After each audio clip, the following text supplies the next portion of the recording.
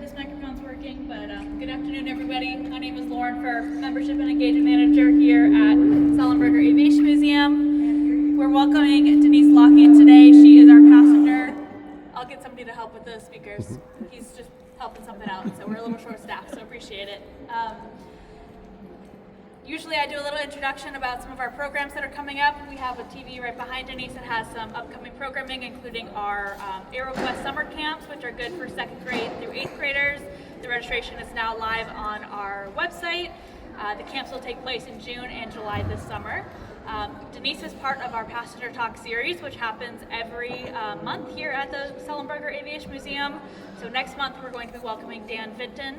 He was passenger as well on the flight. We'll try it and we'll see how it goes. So let's give Denise a round of applause.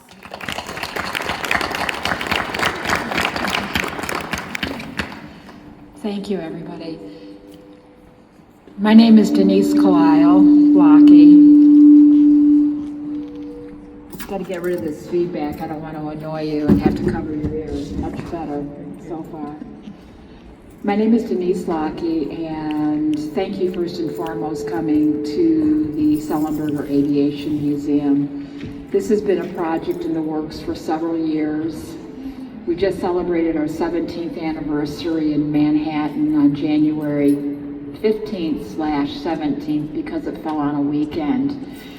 Before I forget, I'd like to introduce another passenger that was on the flight. He's sitting in the audience today. Glenn Carlson, if you don't mind, if you could just stand up so we can say hello. This is always quite a unique occasion. I think back and I say, how could it be possibly 17 years? 17 years in one of the most historic, if not the most historic aviation incident in the United States of America. Sorry. Well, if that didn't wake you up, I don't know what will. It's not me. They promised me they would take care of these crazy noises. So last night in Charlotte, because that's where I live, I went and saw a musical from the late 1969 era, and I don't know how many in this room, probably very, very few, remember the musical. It won a great deal of Academy Awards. It was called Hair. And in that musical, in the opening scene, they actually talk about New York and the Hudson River. Anytime I hear the Hudson River and New York in the same sentence, I get that incredible feeling of euphoria. It just seems like so many things in my past, so many things in the future, and so many things that I've done over the past 17 years always go back to the Hudson River, New York City, and as we all know, the miracle on the Hudson. We coined that phrase, kind of, sort of, after the mayor of New York did. But I think everybody knows the great story of Captain Sullenberger, First Officer Jeff Skiles, who's newly retired as a captain, but he had to take mandatory requirement at the age of 65. Donna Dent, Sheila Dow, and of course Doreen, just the most incredible flight attendant. She took the severest injury in the flight.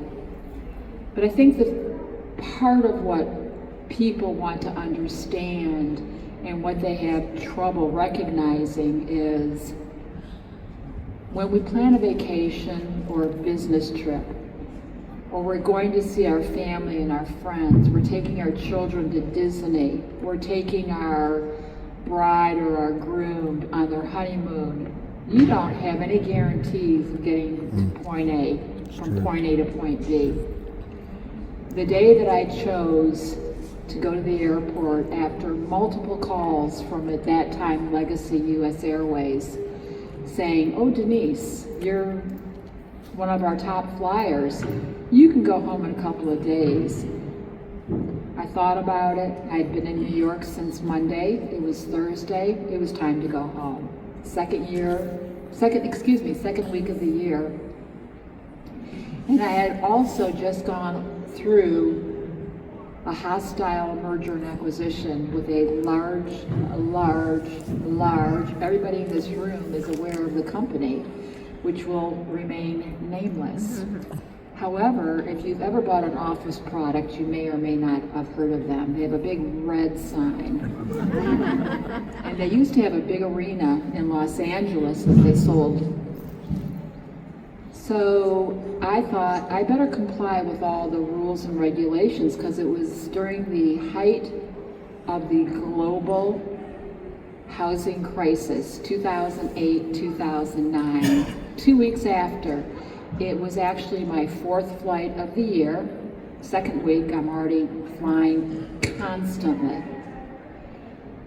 Everything about that day was different, but I knew that I had to comply with my corporate guidance on travel policies, just worried about my career, worried about getting home. It was cold.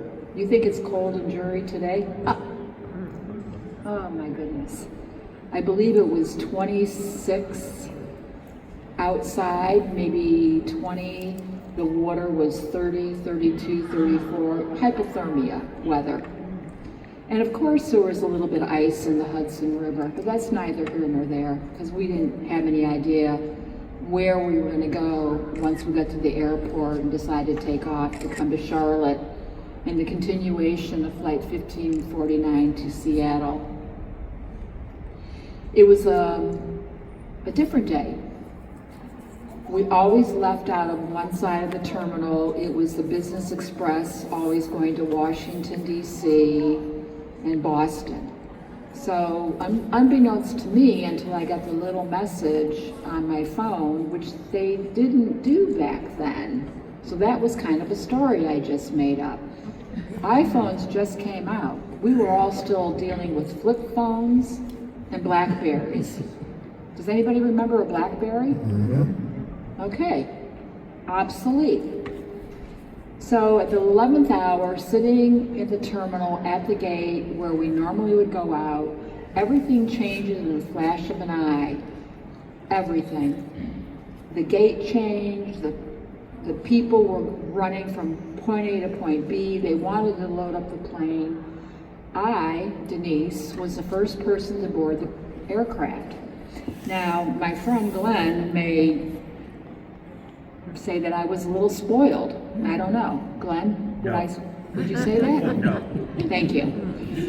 I was fortunate enough to be upgraded since I flew approximately 250,000 miles a year. I was on an airplane at least 2 to 4 times a week.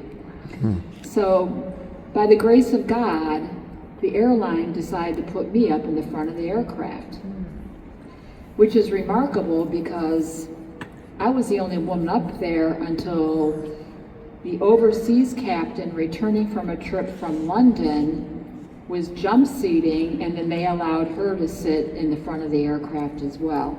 So until she sat down, I was the only female.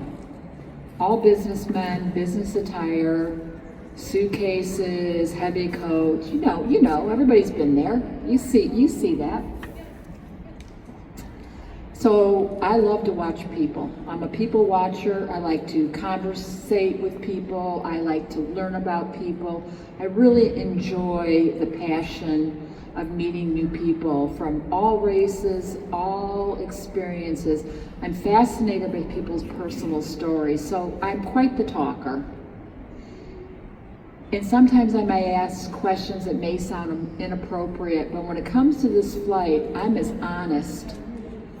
And I have been consistently honest since the first interview I had, which just so happened to be the next morning on the Today Show with my beloved, at the time, Matt Lauer. Not so much today, but back then, how did I know? I was just a business person coming home, minding my own business.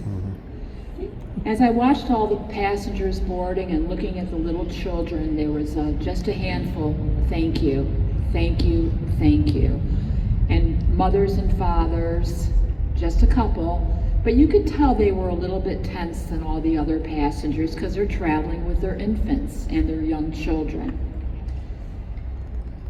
So you watch everybody, they're putting away all their luggage, they're all sitting down, everybody's everybody's pretty good. We're really trying to get that plane out on time. That was the number one criteria, get the plane out on time because we'd already been delayed.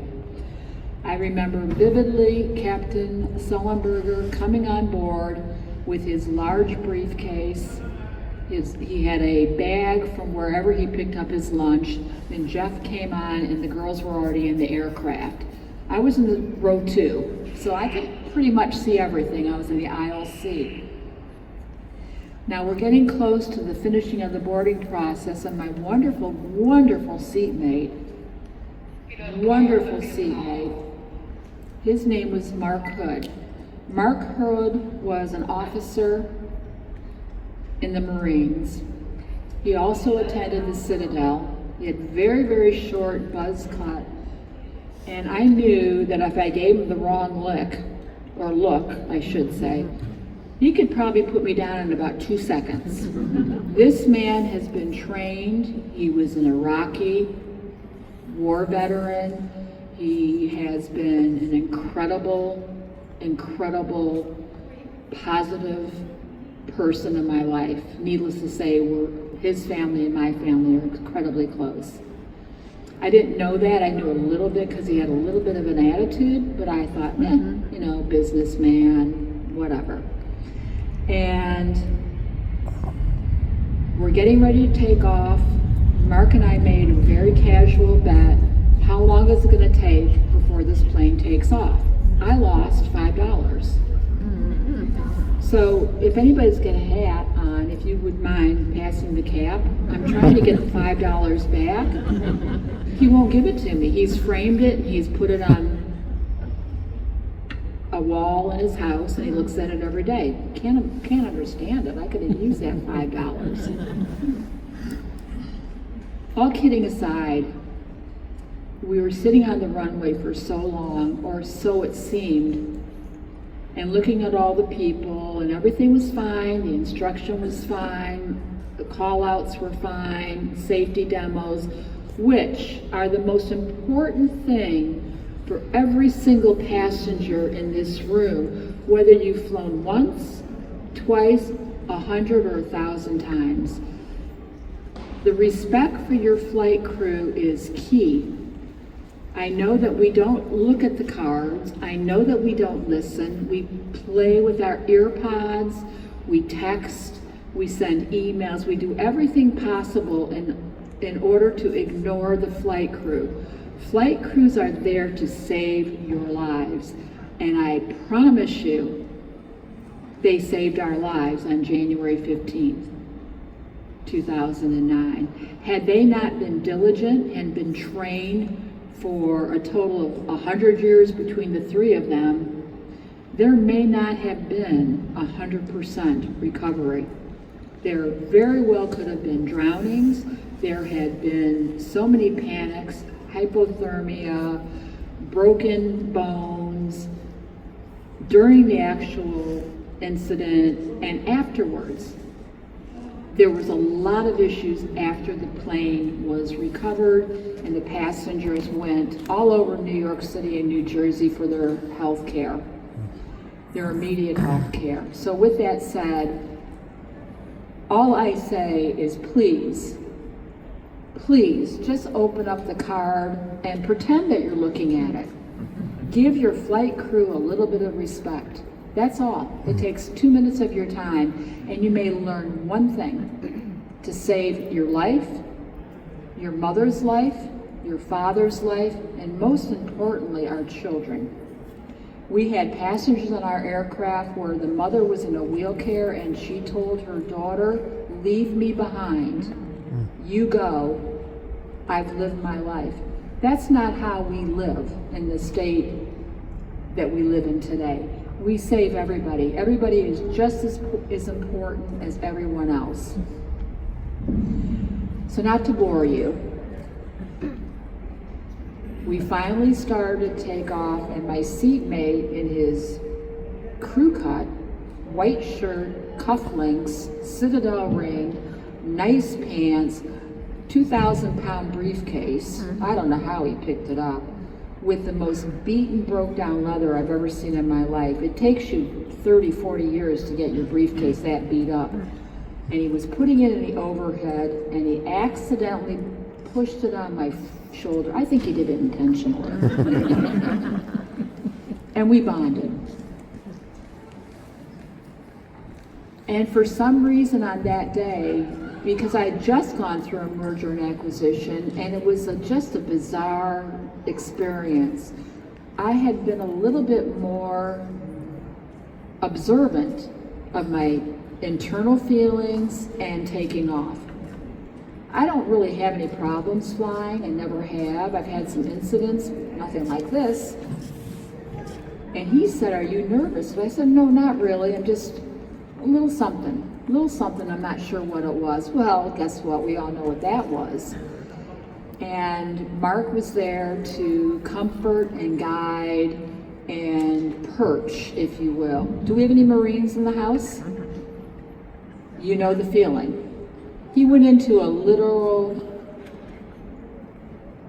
raised awareness of everybody that he could put eye contact. He was literally planning every single solitary person on that plane, how he was going to be able to get them off the aircraft. An incredible man. And he never thought twice about sparing his own life. So after we took off, about 90 seconds, the terrifying, shaking smell, no sound,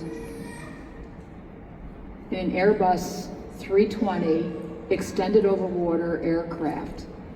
Now, extended over water, EOA, extended over water aircraft, are not the rule with the FAA. They only go over large bodies of water. So if you leave out of Washington, Baltimore, Boston, New York, Miami, Fort Lauderdale, LAX, San Francisco, Detroit Metro, think of every airport that you know that you fly right over water. But EOW aircraft aren't required over those smaller bodies of water. I was pretty sure the Great Lakes were the biggest land of water in the United States. I could be wrong. So once again, we had the right equipment, the experienced crew, the wonderful flight attendants. That's just the beginning of the story. After the engines blew and there was dead silence, you heard so many different vocalizations in the aircraft. There was screams, there was cries, there was praying, there was outrage, there was profanity, and there was sorrow. I decided that I would literally be as calm as I possibly could, being that my sister lived in Manhattan during 9/11. My first thought was we had been attacked and it was another 9/11. And there wasn't a chance. There was no chance of survival. While I was looking out the windows and thinking of my alternatives, I remained calmed, and I blamed myself for a lot of things that really were incidental, like not making my bed before I left, not taking care of all the things that I should have taken care of before I left on a trip, as I normally did. None of that really mattered. I thought about my father. I thought about my sister, who was taking care of my father in his 11th hour. He was 95 at the time of the crash. I had very old parents and perfect frame of mind. Sitting there just going through your life and thinking about, is this it? Is this all I have? I lived a good life, and I love my friends, and I love my family, and I was thankful that my mother was no longer with us, because it would have devastated her. I thanked my sister And I told my dad I was going to be okay. And that was basically the end of my stressful part of the plane when we knew there was serious, serious trouble on board. Since I had the opportunity to fly so much, I took off my glasses, I stowed everything. I never contemplated taking anything off the plane. A no-no, a huge no-no. How many can say that's a huge no-no? You can absolutely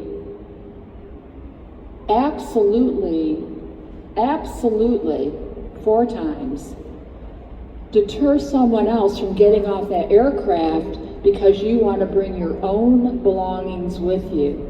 That is called egress. If you block the egress of passengers, you may endanger their lives. Do not, under any circumstances, take any of your personal belongings. You'll get them back. You may not want them back, but you will get them back, or the airlines may or may not give you money for those belongings. But that's all stuff you learn after the fact, and you try to put it into perspective. So here we are going 270 knots, give or take. I don't know exactly how many knots. We are at 3,200 feet. We hear this unbelievable boom. The plane shakes, and it shimmers, and it shakes, and it shimmers.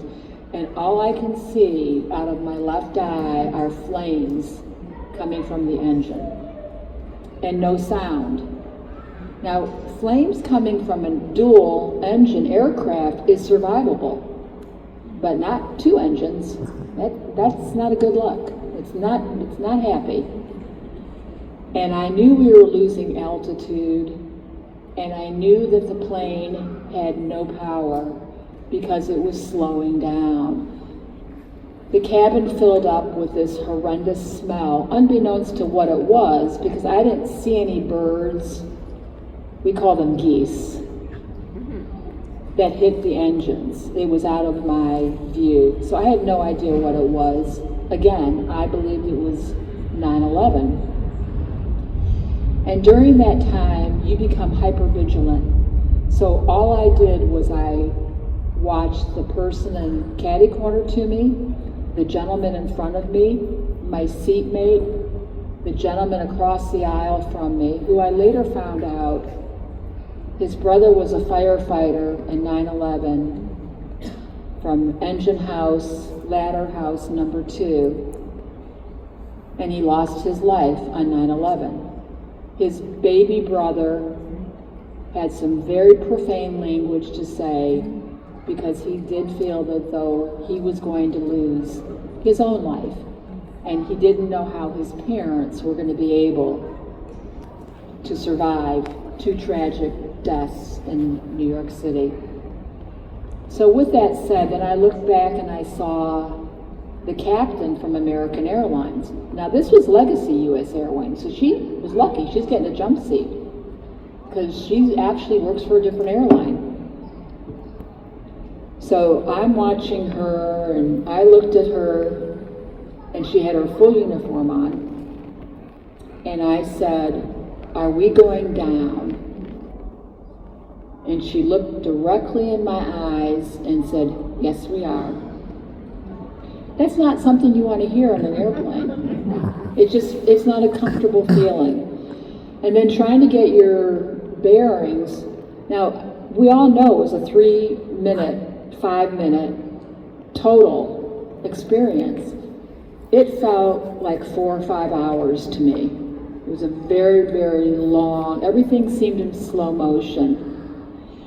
So while everybody is kind of trying to figure out what the next steps are, Mark and I are talking, and he's a deeply religious man, and he is asking me to pray, which I did with him. I'm not deeply religious. I believe in the Lord. I believe in the mighty powers, but it's just not my thing. And we were praying, and I thought to myself, well, if I go, I go. I've lived a very, very good life. And all of a sudden in the cockpit, I hear incredible words I've never heard before. And those words were those words were terrain, terrain, pull up, over and over and over and over again. So I'm trying to figure out where we are, and we had just cleared the George Washington Bridge. There's hundreds of accounts. We were 400 feet, 500 feet, 600 feet, but we're going over one of the largest structures that connects New York City and New Jersey, a double-decker bridge. We are actually going over them, and our captain has already decided that he is going into the Hudson River, unbeknownst to us. So I hear the terrain, pull up. And then my only situation where I don't remember verbatim, I thought he said, brace for impact. But I do believe he said, this is your captain, brace for impact. None of the flight crew knew where we were. None of the flight crew knew we were over water. They had absolutely no idea. We had 2 flight attendants in the front, because again, we were on an Airbus 320. Now that has changed. They have 1, 2, and 3 now, not 2 in the front galley. And in unison, literally in unison, they spoke, brace, brace, brace. Heads down, stay down. Brace, brace, brace. Heads down, stay down. Brace, brace, brace. Heads down, stay down. Brace, brace, brace. Heads down, stay down. And that's exactly what we did. Of course, a few people popped their heads up to see what was going on. When we finally hit the water, and there's all different types of opinions on 155 passengers, 150 passengers, 5 crew, on how was that impact. Again, I was in the front of the plane. 15? 6B. I knew that. I was testing you. They said the back was much worse, and it probably was, because they took a direct hit and water was pouring in, absolutely pouring in. I don't think the impact was as bad in the front, but I can promise you I had a sprollen, that's a new word, a swollen ankle. I was black and blue over 60% of my body. I ended up having 2 shoulder surgeries and some internal damages, which I didn't know for a long, long time.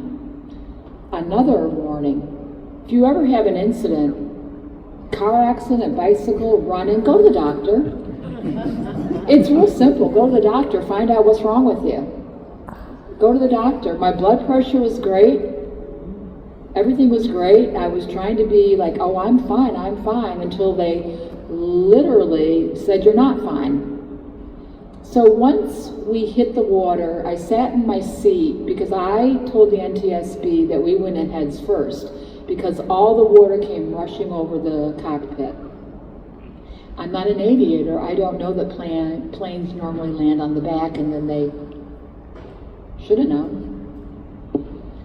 So I sat there, and there was people running up the aisles and running up the aisles.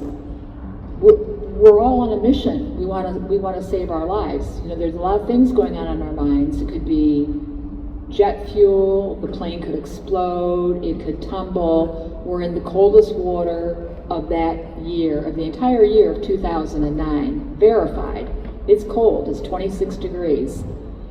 And I'm just sitting there, and my seatmate says, Denise, we've got to go. And I said, why? And he looked at me and he said, Denise, I'm no GD something something, and you're no angel. Go. So I got up, I'm trying to let other people come. And I do remember saying something, whatever happened to women and children first? And because I saw these big burly guys come running up, halfbacks, fullbacks, quarterbacks. And I saw a few people in tears, men, and that's okay. We all have emotions. So I remember looking at the aircraft, and I'm an avid sailor. I grew up in the Great Lakes, and I knew you always go off the high side. So I took off on the port side of the aircraft with a little help from my friend, Mark. And I went sliding down the raft right into the water because our raft did not deploy properly. So anybody who went on the port side of the aircraft, they all got wet in some form or fashion. And we were overloaded, absolutely over. We had so many people on our raft. So it was really interesting to see the people coming down the slide raft. Again, these are just simple things that you have to do when you're flying. You don't wear tennis shoes, you wear natural fibers, and you don't wear blue jeans. If you read anything about aviation, they will tell you because you need to wear natural fibers and shoes that you can get out of the aircraft with. The reason I know this we'll get into in a few seconds, and I won't talk about it for very long, but it's my nonprofit work I've been doing for 17 years.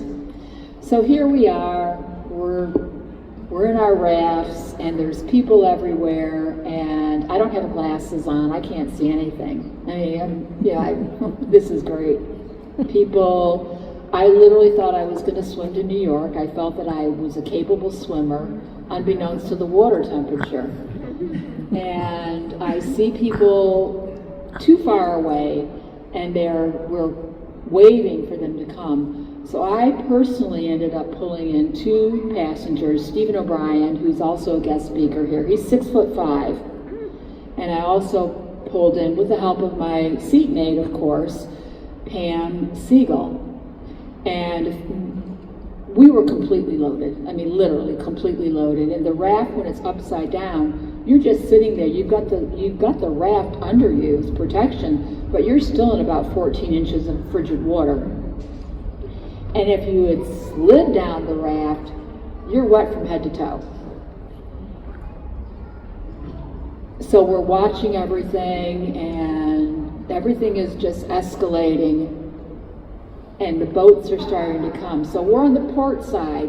If anybody recalls, all the rescue boats started on the other side.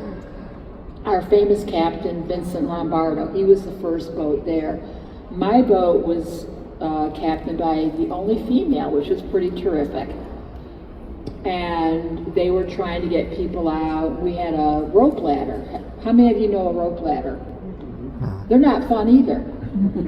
They're not fun. And when it's ice cold, they're pure ice. And they swing, and you try to get up in this, well, I can't do it. I'm about as athletic as a bug. Excuse me. So I remember we're all on the raft, and the helicopters come, and they're picking up passengers. Thankfully, they were unable to swim. And there was a lot of wake coming in from the boats and a lot of wake coming in from the helicopter blades. So we were tethered to the aircraft, and our raft kept going under and kept going under and kept going under, and we were getting a little worried while we're watching all the wing walkers and everybody else on the aircraft and not knowing what's going on. We don't know. We have no idea what's going on. And they start rescuing, and I don't know, people's their energy was just phenomenal. So people were getting up, and they were pulling people up on the boat. I was helping a woman, and we were pushing her up, and then I was trying to go. I couldn't make it. Somebody hoisted me over. I have none. I have no memory whatsoever of going from the ferry boat to our triage at Weehawken. Absolutely none. I don't know how we got there. I don't remember anybody on the boat. I don't remember walking. It was a glass pavilion. When we got into the glass pavilion, they gave us the body tags, and they came over and they provided me personally, everybody's story is different, a sheet, and said, you have to take off all your clothes. And I'm like, oh, great. But I had met a few other people, and I had talked to them, and they were very concerned, and I wanted to make sure to let them know they were okay, because I felt okay. So we were there, it seemed like a lifetime. I left a few hours later. I didn't want to go. I didn't want to go to the hospital, let's put it that way. Well, they put me on a gurney, took me to Jersey City Hospital, and the rest is pretty much history. I had just an incredible experience when I got to the hospital. The media was there. The producer for Today's show was there. I mean, I didn't call them up and say, would you come over and interview me? They were waiting and everything else. And there was a couple other families that had been transported there as well. And there was really no communication of how to get in touch with your parents or your family because they just weren't expecting it. But the reality is, it is the most miraculous, absolutely without question, miraculous recovery and prevention of what could have been one of the most horrific accidents in aviation history had Captain Sullenberger and Jeff Skiles gone anywhere other than the Hudson River. Had we gone into the city on 57th Street down to probably 40th Street, we could have wiped out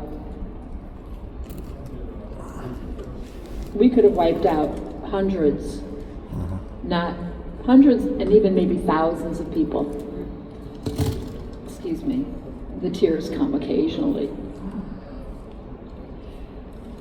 So the recovery was incredible. Was it the best recovery ever? Well, yes, for us it was. Was it what I would consider something that the airlines had planned for years and years and years? No, not necessarily. I think they had some issues and some challenges. They were very popular and they all wanted to be on television when they should have been with the passengers, but that's okay. We forgive them. But the thing about it is when Captain Sullenberger came out of the cockpit after the water landing, and I'm in the slide, and he's just looking around because he's just an incredible man. He was actually on the same raft as I was with Jeff Skiles. Now we are literally going underwater. We are tethered and the fuselage is lowering and lowering and lowering. And you think in your mind, okay, I just survived a plane crash. They call it a water ditching. I call it a plane crash. I paid money to go from point A to point B, and I didn't get there. So I'm confused. And I didn't get frequent flyer miles either. None, zero. Did you, Glenn? No. No frequent flyer miles. So I am like, okay, this is, you're not normal. Your mind's not working right. You're living your second or your third life. Your clarity in your head is not there. Trust me, you are in a fog for months and months and months and months. So here we are, we're tethered, the plane the fuselage goes down, and the raft is going down because it's not deployed properly. Now, who has the knife? That's an FAA requirement. Where is the knife? Nobody can find the knife. So the captain from the rescue boat, which was New York Waterways, she throws it, or someone on her crew throws it, and somebody catches it. Now, we have a question as to who caught it, and I asked Sully the last time I saw him. He's such a humble man, he'll never take recognition. He'll say the 2-year-old caught it. He caught it, and he's the one who cut us loose. No ands ifs or buts. Just absolutely did it. So we were finally tethered away. We were, able to get up and crawl and go there, and that's, all the chaos and the commotion and who are you and what are you doing here? I mean, it was insane. It was absolutely insane. And then obviously for the next many years, it was insane just trying to figure out who you were, what your responsibilities were, what can you do to make your life happy. Glenn Carlson started he started looking for all the passengers, and he did an incredible job. And we still share that information with new editions and old editions. But what we found out was multiple passengers want nothing to do with the flight. Not because they don't like us, they have a major fear. We have passengers that had tried to do things that I won't speak about in front of children. We've had passengers that will never fly again, and I mean never fly again. We've had passengers that have gone through divorce, loss of job, loss of child, custody, you name it. It's prevalent. There's always something that happens in your lifetime and it makes you decide whether or not you're strong enough to stay with it.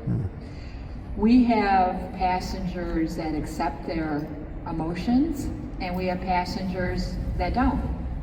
It'll come up, it'll catch you. Trust me, it'll catch you. There will be one day when you wake up and go, oh, what's wrong with me today? It's always there in the back of your mind. So after the event was done, I think we were all celebrities for 15, 20 minutes, but we still keep in touch. We have an incredible group. We meet every year in January for the people that want to come. This year we had about 35, 40 people.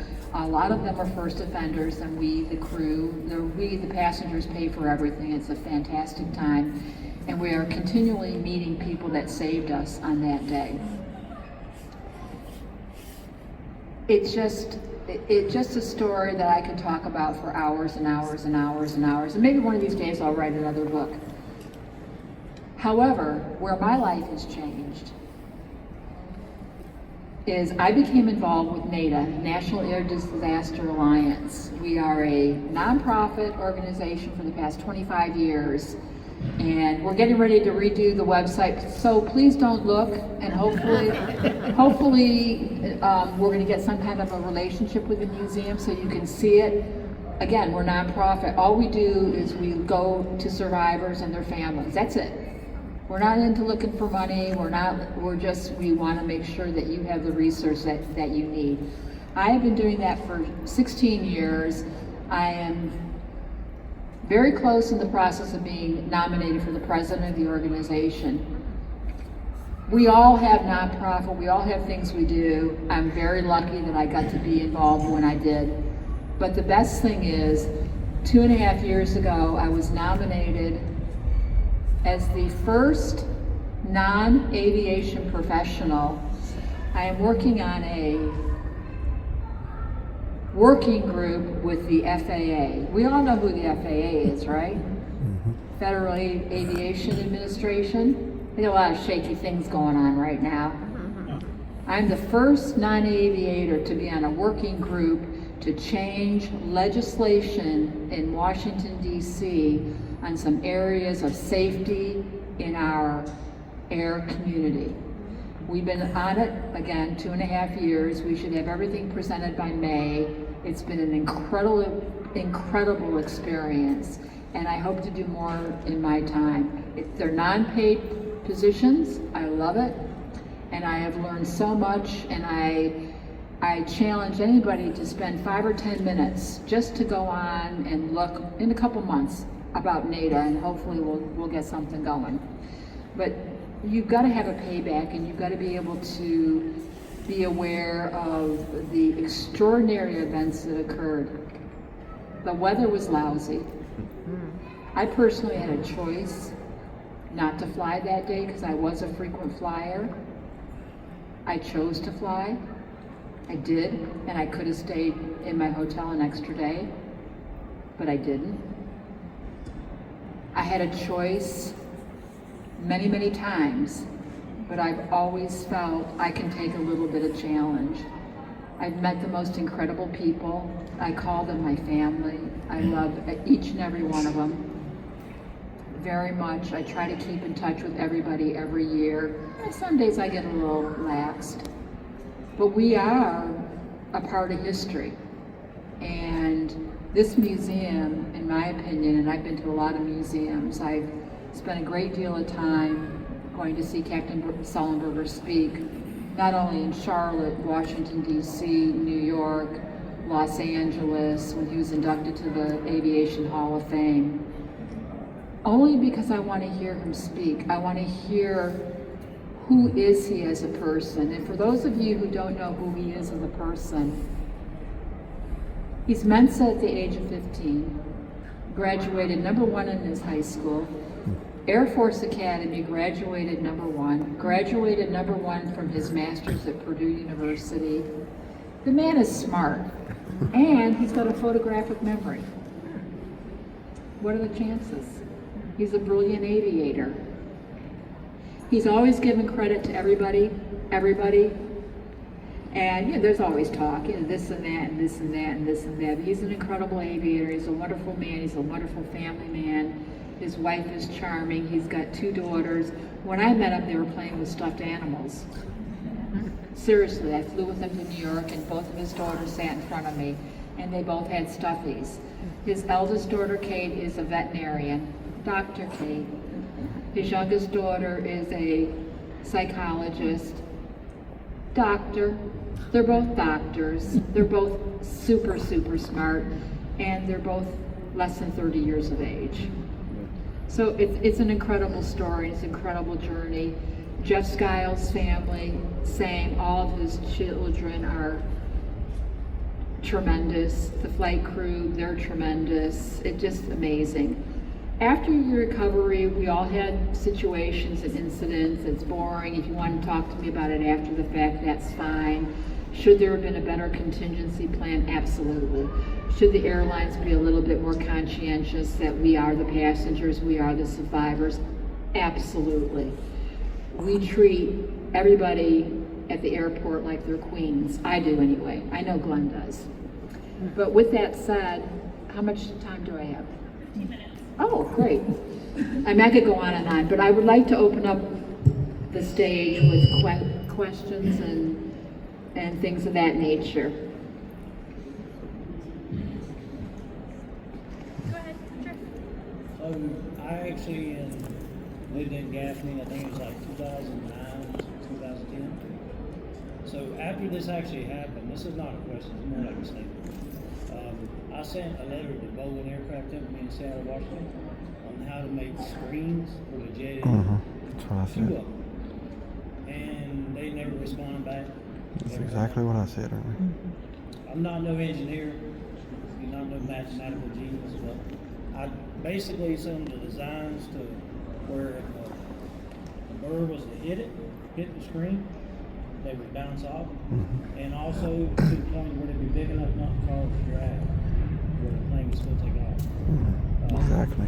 You should call Boeing. Because you That's should exactly call what I said Airbus earlier. They because have our a flight was retractable Airbus. screen.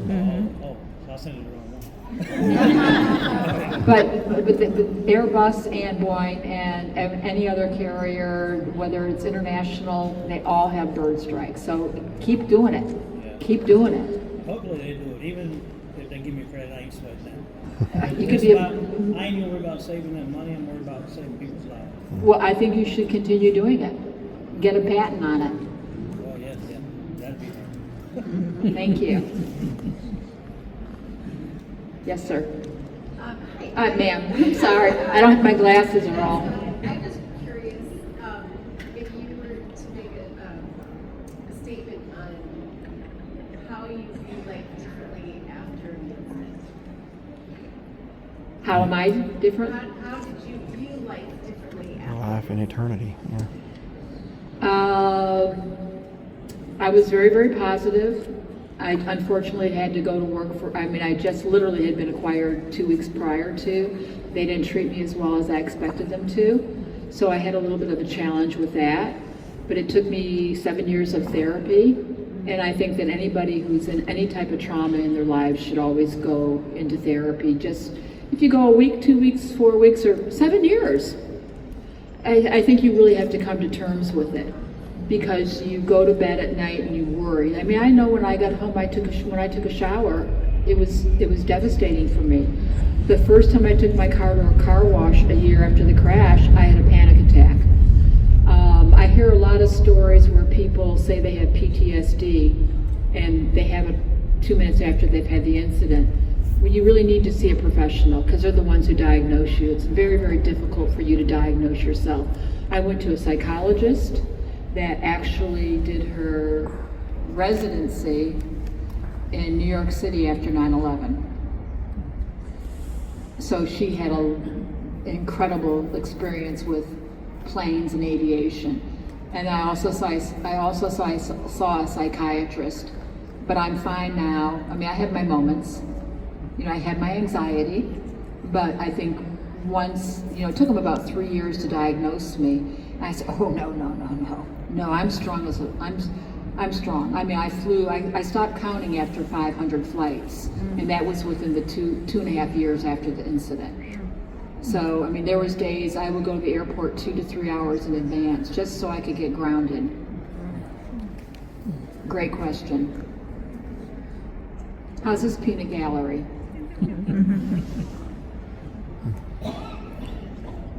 I know there's more questions. Come on. I even got gossip questions. No more questions? Go ahead, sir. Yes, sir. Well, you know, Clint Eastwood is a pretty well-known guy, and Tom Hanks. So I would consider it artistic freedom. I actually went to the hearings. I was there for 4 days, and it's very interesting, and that's a good question. I'm glad that you brought that up. It's not what you expect as a survivor. You think that you're going to go in there, you're going to have a lot of different opinions. It's all, NTSB hearings with FAA are literally, you've got GE, they manufacture the engines.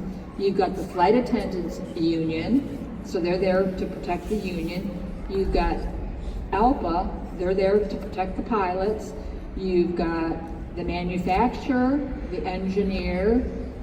Everybody there is the people that put the aircraft and watch the aircraft when it's flying.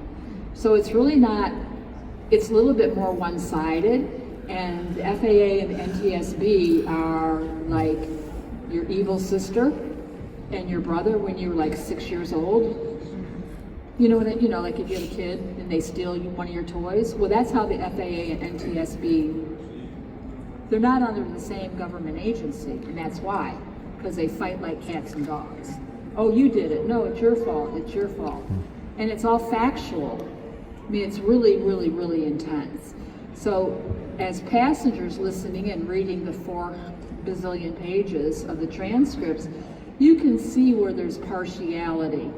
For example, our heads down, stay down, that was changed by the FAA several weeks prior. The flight attendants did not use the real chant. They used the previous chant. They weren't scolded by any stretch of the imagination, but it's just little things like that they just nitpick.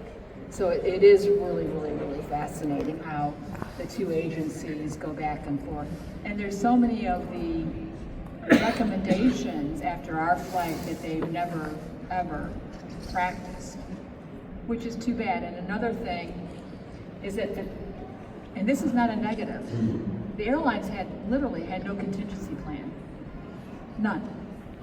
Absolutely none. We had passengers that got off the aircraft, whether they swam and picked up, that went to New York, New Jersey. They could have gone to Philadelphia. I don't know. There were passengers that had media in their hotels, Marriott Marquis, in hospitals. They had governors, mayors. They had executives from the airline, because at that time, Legacy US Airways had to get special consideration to fly in from, at that time they were out in Nevada, and they had to, Arizona, they had to get special, the FAA had to allow them to fly into LaGuardia. And I know in the New York Times the day after, they said, we're here, we brought the passengers hundreds of cell phones and bags of money. How much did you get? Same. I never saw anybody from US Airways. I never saw the CEO. I never saw a gate agent. I never saw anybody on their team, and I was in a hospital. So, what contingency plan? But they were all on television. They all were on TV, giving out the keys and, you know, this and that and so on and so forth. Because we had passengers who literally, when they got to shore, walked off the ferries and just kept walking. Just kept walking. I know you have a question. You. Come on, I know we got some good, okay, over here, the gentleman in the hat. So do y'all know if any passengers that couldn't swim? Shay? Did I say that loud enough? Shay? Absolutely. Yeah, I'd be probably saying. Yeah, Shay was, that was probably to me one of the most traumatic because she did not, a lot of people didn't know how to swim. And I think Shay, I've spoken to her many times, but I think she's really, again, it's her personal choice to disengage with our group because I think her trauma is lifelong. We have a passenger that will, another passenger who lost her Louis Vuitton shoes. I always carry those when I travel, always, you know, what the heck. When she had to jump off the plane, her shoes, and she was getting married, she wants nothing to do with any of them, and that's okay. That's okay. I saw somebody else over here with a question. Yes? Not trying to relive this graphically, but I'm trying to picture myself in a fuselage where the plane hits the water. It's got to be a brutal impact. And everybody pops their seatbelt up and is trying to get to an open door at that point, or a door that's shortly opened thereafter, where the slide is deployed and then the ramp is hopefully at the bottom. And what did that look like? Well, that's a great question because not all of the rafts in the back of the aircraft, you know, there's controversy who opened it, who didn't open it, but they didn't want the passengers because, you know, obviously you can see the aircraft, there's a huge hole in the back. So we don't really know technically who opened the back, but the front, where I went on the port side, which is where you load, I think the flight attendants just told us what to do, jump, jump, jump, but they want you to jump and hold your hands up and not have your shoes, because if you rip, I mean, this is your one saving device, so you don't want to rip the raft with high heels. That's, again, no tennis shoes, no high heels, just wear regular shoes, no flip-flops, and no jeans. And the reason they don't want you to wear blue jeans is because they weigh a lot in the water. And good luck trying to swim in blue jeans or sweatshirts. Very, very, very difficult as I lose my shoe. That's how it happens. So after the impact, I can't say it's relatively calm, but 10 seconds, 30 seconds after that, people started to get up in an orderly fashion? No, I don't, I mean, it was orderly to an extent, but no, people were pushing and trying to get out, absolutely. I stood there and I watched several passengers go out. I was probably number 13 in my raft and I was in row 2, so I could have been like the first 1 or 2 to get out, but I wanted other people to get out that was behind me because I felt very, very confident that I could get out because I was close enough to an exit. I was just trying to figure out which exit I wanted to go on because I thought I was dead, so it really didn't matter. But the majority of people, of course, they were very, very polite. I don't remember anybody getting into a fist fight or anything. Now, we did have passengers who took all their luggage and their garment bags, and you know, I don't know what was going on in their heads at that time. Not the most intelligent move. I mean, what's so important in your luggage? Nothing. But if you would heed someone else from not getting off the aircraft, I mean, I can't imagine being in that situation where you could have caused them life or death because you had to take your belongings, opening up the overheads and things of that nature. As far as the impact, we were going 120 plus miles an hour. So, I mean, I think that's pretty, anybody's been in a car accident? I don't think you can survive 120 miles an hour. I know I was bruised by my seatbelt across, and I know that the gentleman in front of me was bruised because they have airbags. But their airbags didn't go off. In the bulkhead they have airbags, which is kind of unusual that they did not go off. But we had one passenger who broke his sternum, and it was not good. We had a lot of passengers that were injured but didn't know it, because when they went to the hospital, they didn't get the right care they should have gotten. Not because of any, I mean, I didn't have any insurance cards on me. I can't imagine why. I went to the drugstore the next day and I couldn't even get my prescriptions. They wouldn't give me my prescriptions at Duane Reade. I had no money. I had nothing. I had the clothes on my back. And no glasses, no makeup. It was scary. I mean, whew, I was scary. We have time for one more question. Go ahead, ma'am. Yeah, what happened to the children? Well, there's two children that we know of, Damien and Sophia, who are dear family. Call each other family friends. Sophia's just turned 21 and Damien just turned 17. They live in the Hamptons, and they've struggled. Their father, Martin, took his daughter out, and Tess, his wife, took their son out. But they don't remember a lot. They just don't. They don't remember a lot. And the other kids, we don't know because we've never been able to see them manifest. And there's about 7 passengers we've never been able to locate. We've tried. All right, let's give Denise one big round of applause. Thank you.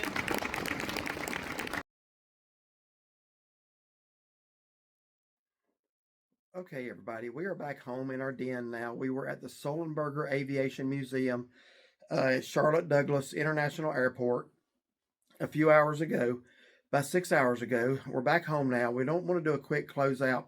I know this was already a long video, so some of you are probably thinking, like, why do you have to say more? With some of the things that were said today and some of the things that the experience itself, it was a very surreal experience for me walking around. It was very moving and emotional, certain parts of it. And it just, as a Christian, it made me realize once again and reflect on how short life can be. The verse that comes to mind is Proverbs 27:1. This is a verse I've used many times in other videos, but it just really holds true for what you just watched. It says, "Boast not thyself of tomorrow, for thou knowest not what a day may bring forth." Simply saying, we shouldn't make brags about what we're going to do tomorrow or next week because we don't know what today's going to hold or if we're even going to be here tomorrow or next week. That's one reason you hear me say a lot, Lord willing, we're going to do this. The reason I say that is because the Bible commands us to say that. It says we should say, if the Lord wills, we will live and do this or that, but we shouldn't presume anything. 155 people got on a plane that day expecting to leave New York, land in Charlotte, and they didn't make it to Charlotte, but they did make it through life or to live another day. So that's the miracle in and of itself. Shaughnessy, I want to get your thoughts first of all. What did you think of the Sullenberger Aviation Museum today? So the whole thing was very, very interesting. It's got a lot of history of flying, all the different planes. I mean, they have all the big planes and stuff. It was really neat. And then just listening, to the crash, or I don't know if you say crash or whatever, the plane going down in the river, and then actually listening to the lady who was on there, and how that's so life-changing for someone. So it was very, very interesting. I would highly recommend people to go through there and learn and listen. It was really good. So much more to it than I was expecting. I thought it was just going to be about the event that day, and it wasn't. It actually showed a lot of military helicopters, military airplanes used in branches of the military. And it was just a very fascinating thing. Some of the equipment that was used in yesteryear and how that has evolved into a lot more modern equipment now. How after that day in January of 2009, how things changed as far as requirements for pilot experience and things like that. There's just so much that you don't think about when you get on a plane. But I'm going to say a few things. Do you have anything else you want to add before I? No, go ahead. I felt like definitely have to talk at the end of this one. There was just too much there. We went in, there's two hangars there. The first one, I can't remember what it was called. It's in the video. They have like an old Piedmont Airlines and a lot of smaller planes in there. Then you go into the large one, the main hangar, and that's where they have an area set up for speeches, which is what Denise Lockie gave, one of the survivors of that plane crash on that day. They also, in addition to having the real actual US Air Flight 1549, it was an Airbus 320. They actually have the real plane. They got it out of the Hudson River, brought it to Charlotte, where it is housed in the Sullenberger Museum now. That was just something to see, was it not? Yeah, it really Just was. realizing that there were actually human beings on that plane. It went down, and every one of them got off of it. Some were injured. There were 5, I think, serious injuries. There were about 100 people that were injured, but all of them survived. A couple of things, though, stood out to me today. And before we heard her speak, as we were walking around the inside of the museum, there was a film. I didn't catch the beginning of it, but it was basically interviews with other people who were on the flight that day. There was a lady in that film that we watched. Her name was Beth something. I can't place the last name now, but it showed their names. But I just remember something she said.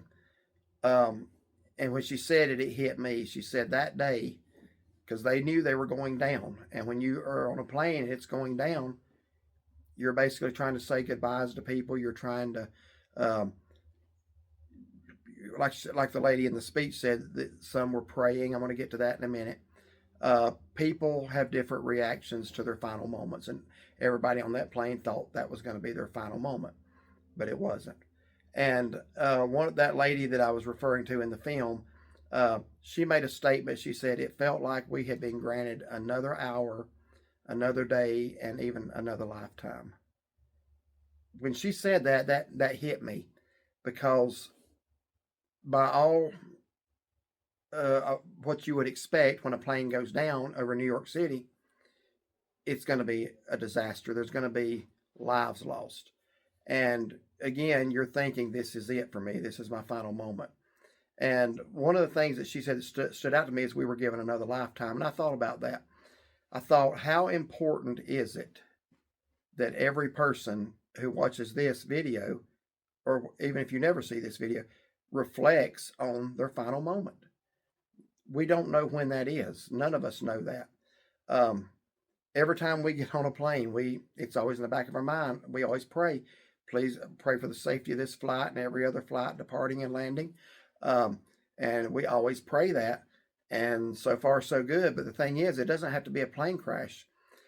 The thing I want to drive home here, this is what I was just so reminded of again, is every one of us are one heartbeat away from eternity. It doesn't have to be a plane crash. It can be battling a terminal disease. You know, we had, sadly, a woman in our church. Thank God for the bus ministry, because our buses picked her up and brought her to church and gave her the gospel, and she got saved. And just this past week, cancer claimed her life at 27 years old. And very sad situation. Didn't know her very well, but obviously there was a different outcome than what we wanted. But the most important outcome is that she committed her life to Christ. And that's the most important outcome.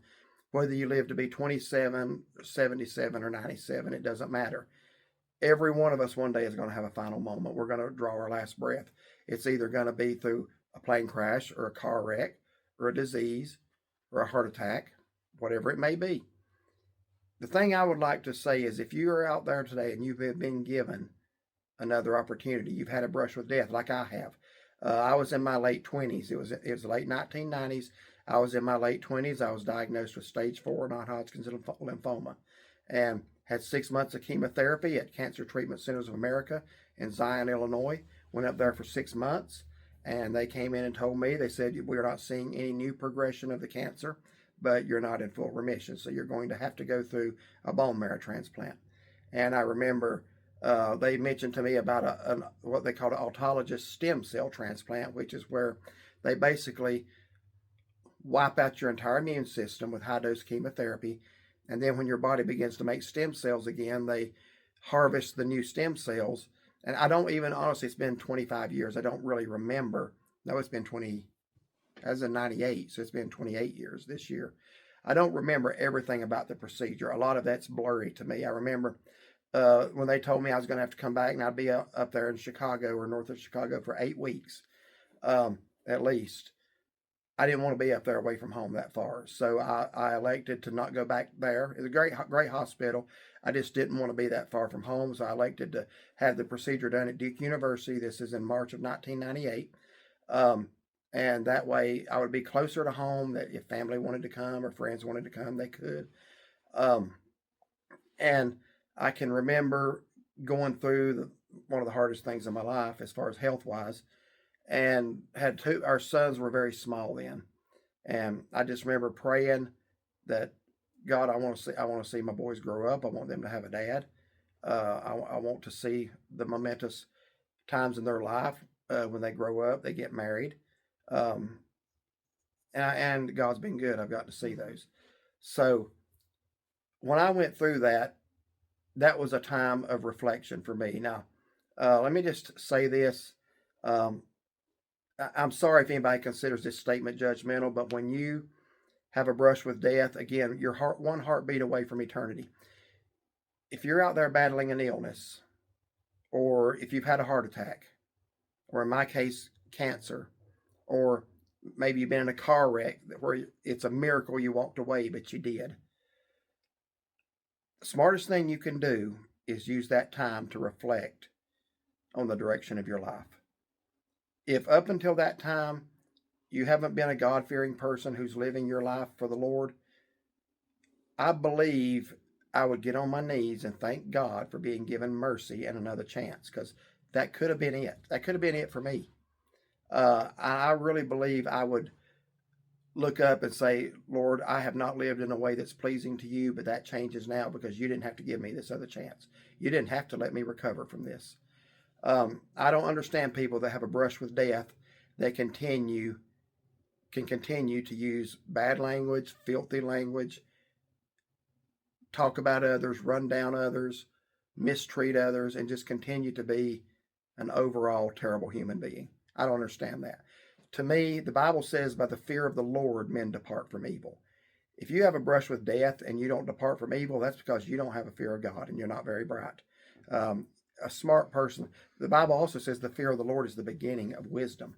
You're only starting to get smart when you fear God. You need to realize that God has every breath you take in his hand, and any breath you take can be your last one. I know of some people, I had to do this myself. I know of some people right now, you've been given God's mercy and grace. You might not have it next time. You might ought to look at this and say, okay, he's been good to me. I need to change my life. I need to turn to Jesus Christ. Because I'm going to tell you something. Being brought up in a church or claiming a particular religion will not save you. There is no church or no religion that can save you. The only one that can save you is Jesus Christ. You turn from your sin and you trust in what he did on the cross for you, and you allow him to change you. That's the only thing that can save you. Being a Baptist, Methodist, Catholic, Mormon, Jehovah's Witness, whatever you may be, Presbyterian, Lutheran, Methodist, none of that can save you. Not one church organization in the world can get you to heaven. None. But there is one who can. That's Jesus. I remember that lady talking. You heard it in the speech. People, when they realized they had survived the plane crash, there were different emotions. There were different reactions. There was screaming, as you can understand. As she said, there were people praying, as you can understand. Then she said there were profanities. That one I don't understand. I don't know what has to be in somebody's mind or heart in their final moments. The only thing they can think of is to cuss. Do you understand that? I don't. I think that is when a person has gotten to the point where they know they have lived their lives without the fear of God for so long. And then when it comes right down even to the final moments, they don't even realize that they need to call on him, because let me tell you something. This life is just a flash, and then when it's over, you've got eternity.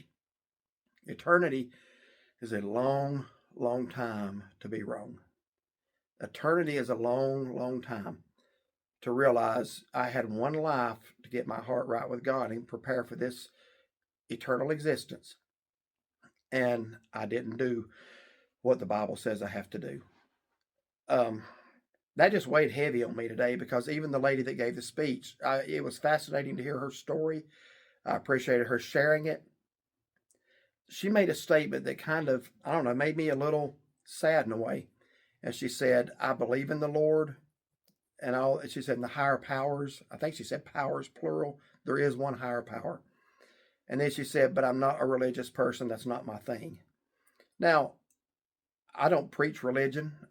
Religion has probably caused more harm, more death and destruction outside of atheism than any other single force. Religion is destructive. I don't ever tell anybody to be religious. I tell you, you need Jesus. Religion without Jesus is just, it's dead religion. It'll take you to hell. It's not, you won't be saved with just being religious. People say, well, I don't ever want to be called a religious person. I'm a follower of Jesus Christ. And when she said it's not my thing, and that's okay, because you don't have to be religious to be saved. But you do need to know Jesus. It's not enough just to believe there is a God. You have to know him through the way that he's provided. So when I heard her say that, I'm not taking anything away from her speech or her experience. I've not been in her shoes. I've not been in the seat of a plane that was going down. But one thing I do know is that no matter how you leave this world, Jesus Christ is the way, the truth, and the life. And no man comes unto the Father but by him. He said that himself.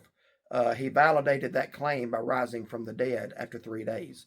And that tells me that there is no good life I can live. When you leave this world, God's not going to look at you and say, okay, let's put your good deeds on one side of the scale. Let's put your bad deeds over here, and just whichever way the scale tips, that's how it's going to go. No, I'll tell you which way the scale is going to tip. It's going to tip with the bad deeds. And you say, well, why? I'm not a bad person. The Bible says all have sinned and come short of the glory of God. That's you and that's me. You have sinned. And in order to atone for one sin you've ever committed, you would have to live a perfect life. And you can't do that. If you could do that, Jesus Christ didn't have to come and give his perfect life in your place. He did that because you can't. He did that because he is the only one who has ever walked this earth without sin and lived a perfect life. And then when he made the claim that he was the only way to the Father, that claim would have died with him had he not gotten up 3 days later from the grave. But he did. So that validated everything that he had previously stated. So the thing I want you to understand is nobody has lived a good enough life to be saved. You haven't. I haven't. You may give thousands of dollars a year to charity, and that's a good thing. You should do that if you're able to. That will not save you. That will not tip the scales back in your favor. God is not looking at how many good deeds you've done, because in God's eyes, we are sinners. And our good deeds, Isaiah 64 tells us, are as filthy rags. That is what our good deeds. When we offer up to God and say, Lord, look what I've done, he's going to reject that because you're trying to bypass what he did. The Bible says, for God so loved the world that he sent his only begotten Son, that whosoever believeth in him should not perish, but have everlasting life. So when God sent his Son to die for you, that's only because you cannot save yourself. So if you offer up to God, say, God, you should let me into heaven because I've been a good person, I've lived a good life, you're basically saying, I don't need Jesus. I didn't need you to send him to die for me, but my friends, you do. And if anything was brought home to me today, it was like I have to put a gospel presentation at the end of this. 155 people could have died that day. And my prayer, my thought would be that all 155 of them would walk away and look up and say, thank you, Father, for another chance. I'm going to live the rest of my life for you. Sadly, that's not the case with all of them. I'm sure some did.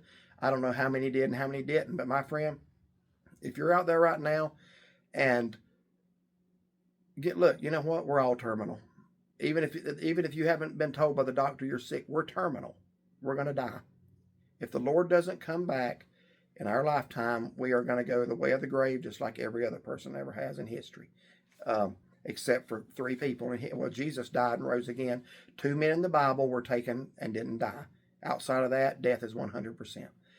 So the Lord could come any day. I hope he does. If he doesn't, we're all going to die one day. So we are all terminal. We have one future ahead of all of us, and that's death. And I just want to ask you this.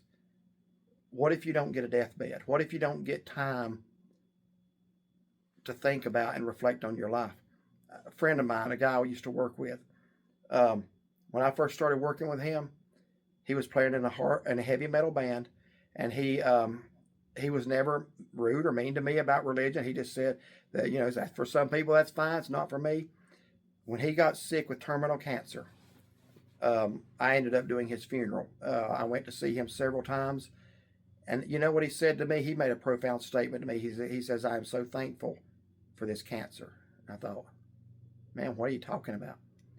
And he said, the life I was living, he said, if I had died without turning to God, I'd have been lost forever.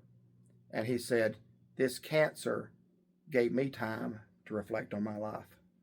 This is what he told me before he passed away. He's been gone a little over a year now.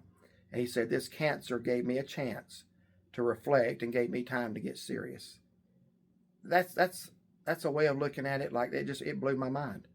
And here he was being told, you don't have but a few months. He was thankful that he wasn't taken out in an accident or in a plane crash or in a car wreck. And he was thanking God for that cancer.